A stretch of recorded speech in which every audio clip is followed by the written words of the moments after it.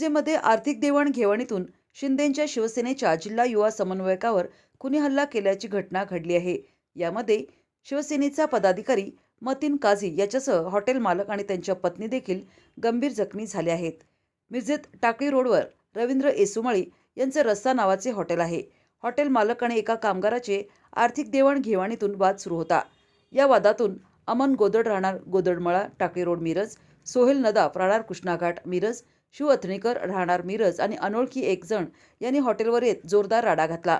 यावेळी हॉटेल मालक रवींद्र येसुमाळी आणि त्यांच्या पत्नी वैशाली येसुमाळी यांच्यावर कोयत्याने हल्ला केला। यावेळी मतीन काझी यांनी मध्यस्थी करण्याचा प्रयत्न केला, त्यामुळे हल्लेखोरांनी मतीन काझी यांच्यावर देखील कोयत्याने हल्ला केला। तर या हल्ल्याची घटना सीसीटीव्ही कॅमेऱ्यात कैद झाली आहे। यामध्ये मतीन काझीसह तिघेजण गंभीर जखमी झाले आहेत।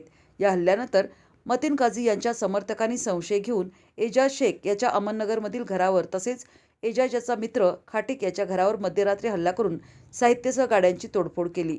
दरम्यान 2 गटात झालेल्या या हल्ल्यामुळे मिरजेतील सिव्हिल हॉस्पिटलमध्ये मध्यरात्री मोठ्या प्रमाणात जमाव देखील जमला होता।